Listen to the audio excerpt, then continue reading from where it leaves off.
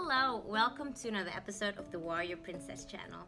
This time we're going to discuss a few economic topics around the COVID-19 season. Things like job keeper, job seeker, loss of work, investing in stocks, and early withdrawal over super. This interview is pure gold and it might save your finances in the long term. These next 16 minutes might be your best investment. Enjoy, we're going straight into it. I guess for people out there who have lost their positions or have had a severe reduction in income, build out a strategy, a plan. Okay. That's number one. That's it. Build out a strategy and a plan, because Corona or COVID-19 isn't going to last forever. Well, hopefully, Let's see. the magnitude of it isn't going to last forever, right? Yeah. So, and fortunately in Sydney, in Australia, we are coming out of it. Yeah, you know what I mean? yeah. Right now, restrictions are being eased. That's right. At this, they're opening up again, which is very exciting. that's exactly right. So this was the period where you need to buckle down. You need to not sit in your hands and stress too much and cry about it and go, okay, you know what? What is my next steps? What is my next plan? What is my next goal? Yeah. Is this a situation where, or are you in an industry where you can easily get a job afterwards? If not, okay, realize that early and be like, all right, it's probably highly unlikely I'll be able to do what I was doing before, because it's the way that the economy has formed out. There's going to be a massive reduction in revenue for that sort of industry, so I may have to start looking elsewhere. Do that. Start looking elsewhere now. Yeah. And I have to say, by the way, one of the unfortunate byproducts of putting JobKeeper and putting JobSeeker out into the market, it's a great thing, by the way, that the government's done, but one of the unfortunate byproducts is that a lot of people that we've seen have actually come into this sense of comfort. Yeah. JobKeeper and JobSeeker isn't going to be there forever. No. Right now the government's saying potentially around September it's gonna roll off. Potentially, it's not fully confirmed. Yeah. But let's say it does roll off in September. If you're one of those people who are like, oh, okay, cool. Holiday, free money. Yeah, I've got free money coming in for 4 months or 6 months, however long you were on it. Yeah. And you think that, okay, come September, I'm just going to stroll in and the job market and see get a job, and I'm going to be back to where I was before Corona hit. You could be in for a pretty rude awakening, and it's going to be very unfortunate to see people be in that situation when these JobKeeper and JobSeeker payments do roll off. But if you're someone who was like, all right, okay, I'm getting JobKeeper, I'm getting JobSeeker, I'm getting my $750 a week pre-tax. However, I'm going to use this opportunity to use that JobKeeper payment to provide cash flow for my essentials, or maybe even to save, depending on what your situation is. Yeah. And then set out my goals, set out my plans, and set out my strategy on how I'm going to bounce back from Corona. Yeah. That is essential. You need to do that, because you need to have a plan and not just... Yeah, and I was reading a statistic in the AFR the other day, and they mapped out the expenditure from superannuation, people taking out superannuation, which we'll talk about that in a second, JobKeeper payments, and JobSeeker payments. Yeah. And I'm reading these statistics, and people are spending money on a lot of discretionary items, so like alcohol, like food, like stuff like that. And those are essential. Well, I guess you gotta feed yourself, right? But like people are spending stuff on like. So they're actually spending more money now, or equally the same, or Well, in this article, I don't know the exact statistics, but in this article they essentially said that the expenditure rate was roughly the same. So people were spending almost the same amount of money as they were spending before they were on JobKeeper or JobSeeker to now. And I'm thinking, hold on a second, this should be a period where you're like, all right, I'm saving every dollar I can, and I'm going to make sure that once this rolls off, I'm at least trying to set myself in a position where I can strive, not suffer after Corona. Yeah. So if you're on JobKeeper, you probably want to be saving as much as possible, because it means that you've had a significant hit to your cash flow. Yeah. Number one, right? You've had a significant hit to your cash flow. So, especially in situations like this, cash is king. Cash flow is king, because you just don't know what's going to happen. Yeah. God forbid we have a second wave, and now everything's shut down again, and chaos breaks loose.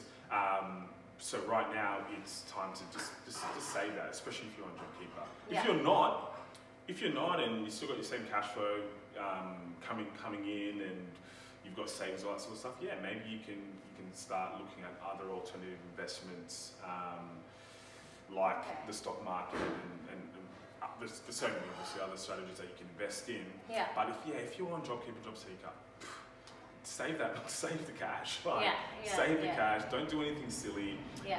This is not the time. This is probably, again, I don't know your situation, but this is probably not the time to start throwing some specky bets in the stock market or whatever. You know what I mean? Now, next question. You mentioned stock, and I know you did a video on, I believe, your Instagram or YouTube, where you actually had great advice. So I wanted to... Instagram. I'm not as big on YouTube as you are. Okay, so Instagram.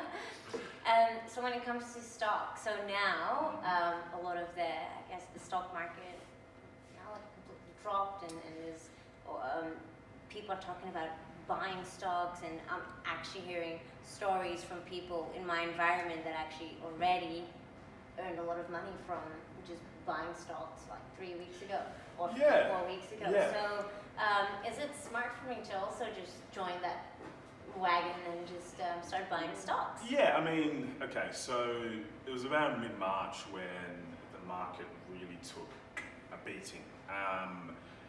And I mean, look, it's still down. Like, I mean, in my portfolio, I lost a bit of money in my portfolio. It's come back though. I didn't touch it. I'm confident in how it is, and it's actually come back 2/3 already.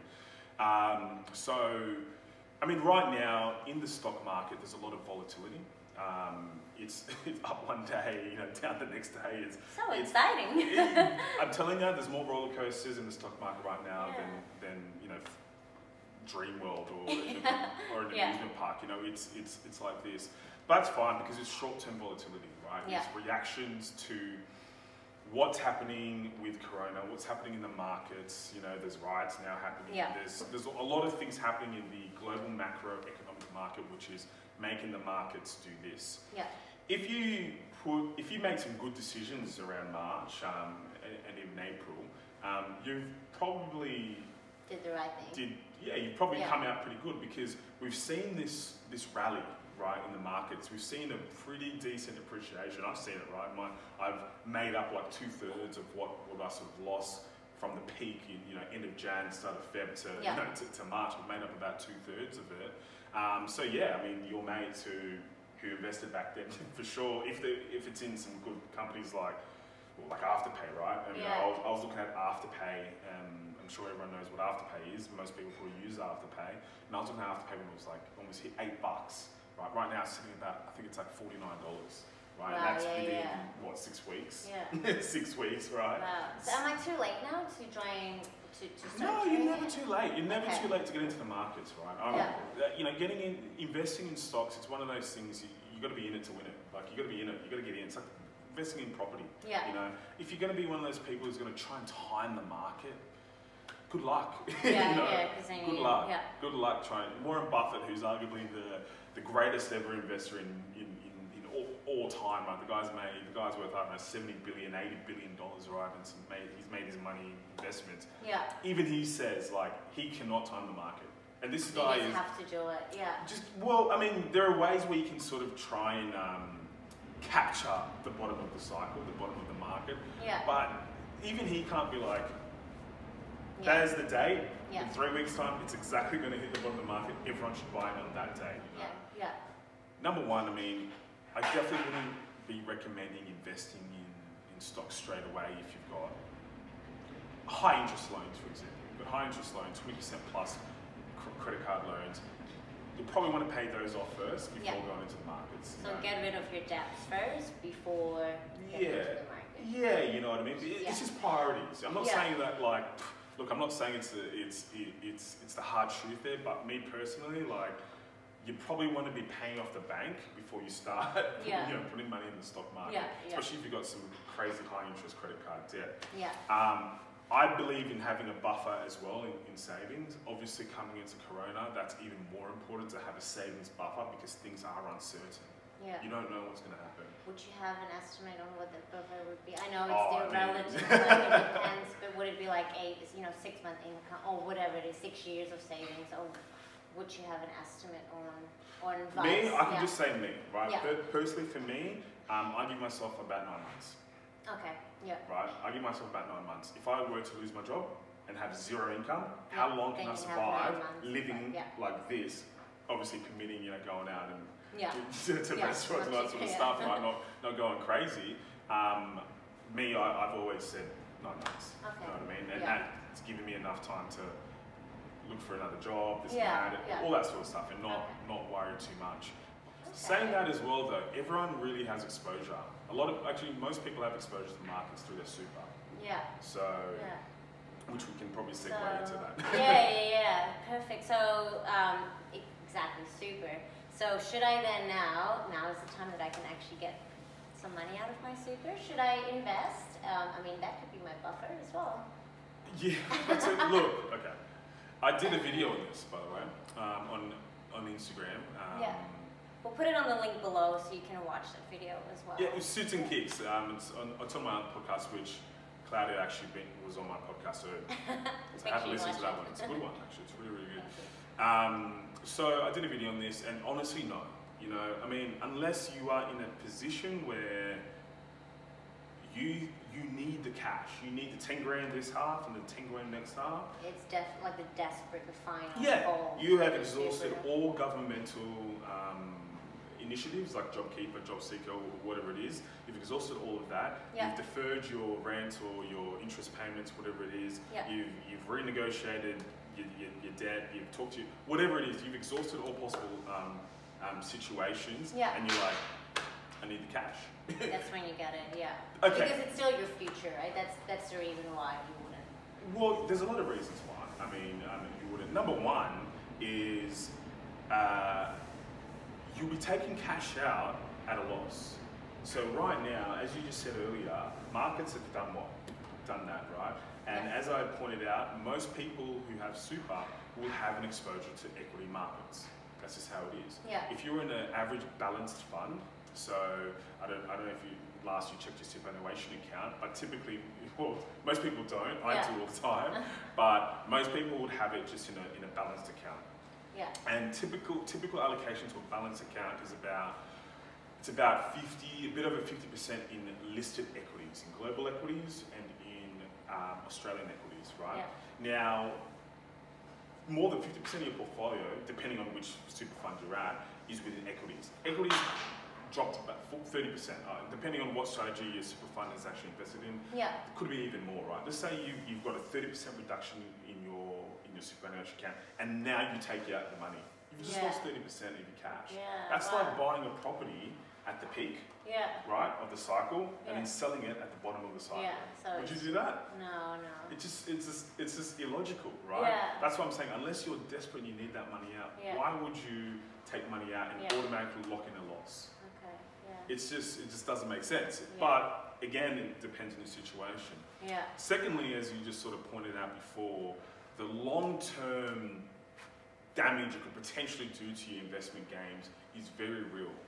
There are a lot of numbers being thrown around. I read an article that if you're sort of a mid-20s average salary and you took out the 20 grand super now, you could potentially risk losing, you could potentially risk having an account $150,000 to $200,000 less plus, even more than that, by the time you retire. I think the retirement age is 65, I'm not too sure.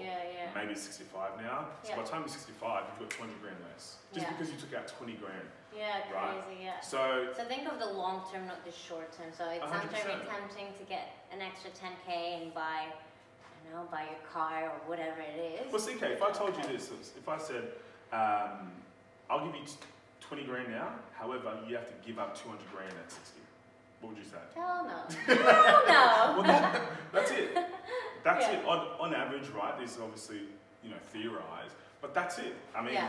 You can have the 20 grand now, but you're going to give up 200 grand in the future. No, me, that's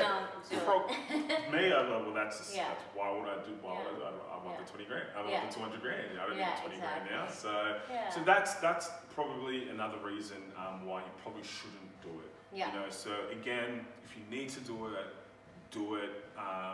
You know your situation better than obviously us. probably speak to a professional or financial advisor or whoever Yeah. to speak to really look at your finances.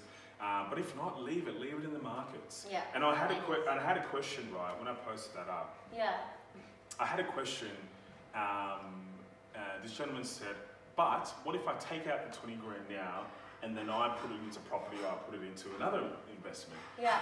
And I was like, good point you make there, sir. Actually, yeah, good point. However, right, obviously I've got a rebuttal to this. However, if you believe that you are a better investor than the people at the super funds who invest in your money, then go for it. Yeah. We're talking about the people who are running your money at these super funds. We're talking, 20 years, 30 years experience, picking the best types of investments for you to assist you in accumulating wealth in your superannuation trust for 50 years or however long, until you're, actually, short of 50 years, average working age, you start at 16 or 17. So let's just say 30, 40 years, right? Yeah. Anyway, so they're the pros. These guys have been doing it for a long time. They're the pros, and they may compound your returns at whatever it is. It could be 7%, could be 10%, could be 14%, whatever it is, for the next 30 years. If you believe that you can beat that number, go for it. Yeah. You know what I mean? Okay. Then go for it. If you believe that you can beat that number, then great. You're a great investor. Give me your number. Yeah, I'll put money in your fund. Yeah. I'll put money in your fund as well. Yeah. But if you're not prepared to properly manage your portfolio and if you're not prepared to actually take the time to really understand the investment world and different types of investments, including property, in order to beat them, keep it in there. It's super cheap. Yeah. Good. Well, thank you. More information on his website, Suits and Kicks, and thank you, and see you guys in the next episode. Thanks, guys.